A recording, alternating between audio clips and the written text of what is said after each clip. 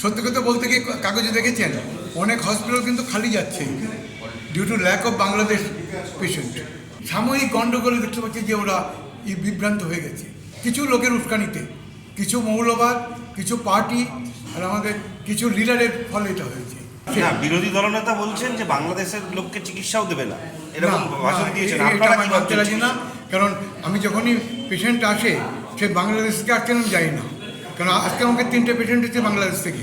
ওরা বলছে আসতে খুব কষ্ট হয়েছে, একটা তো আমি সার্টিফিকেট দিলাম যে ওর আর্জেন্ট অপারেশন দরকার। তো আমাদের অ্যাজ এ ডাক্তার সেই হিন্দু, মুসলমান, বৌদ্ধ, খ্রিস্টান কোন দেশ থেকে এসছে এটা জানার কথা না আমার।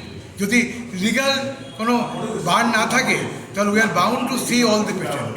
অনেক ডাক্তার এবং নার্সিংহোম, না এটা আমার নিজের নার্সিংহোম আছে, আমি মালিক হচ্ছে নিউ সেবায়ন নার্সিংহোমের।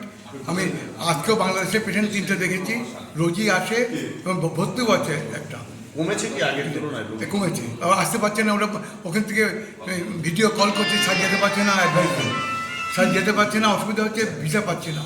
অনেকেই ফোন করছে, রোজই ফোন করছে যে একটু অ্যাডভাইস দেন কী করবো। সুতরাং আমাদের ডাক্তার হিসেবে কিন্তু এটা বলা কিন্তু উচিত না যে বাংলাদেশে কে পতাকা পায়ে করলো, সে তো দুষ্কৃত তো এখানেও আছে, দুষ্কৃতি ওখানে আছে, দুষ্কৃতি এখানেও আছে।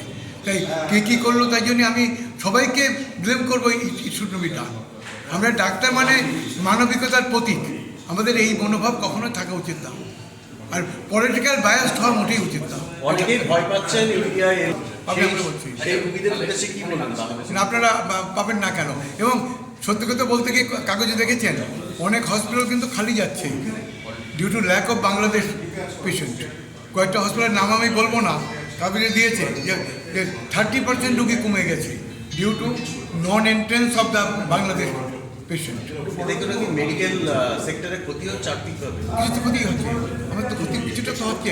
এখানে আমার 5-6টা পেশেন্ট আছে, সেখানে 2টো পেশেন্ট, তার মানে তোমার 4টে পেশেন্ট ক্ষতি হচ্ছে, ক্ষতি তো হচ্ছে।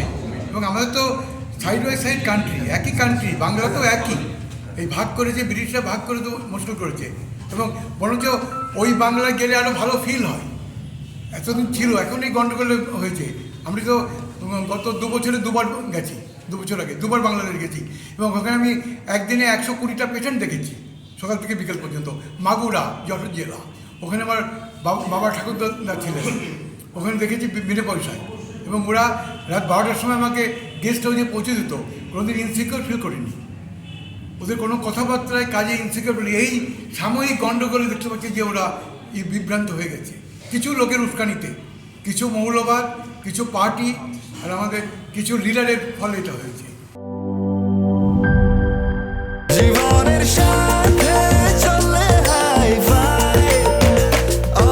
স্বাস্থ্যকর অল টাইম, সব সময় অল টাইম হেলদি লাইফ।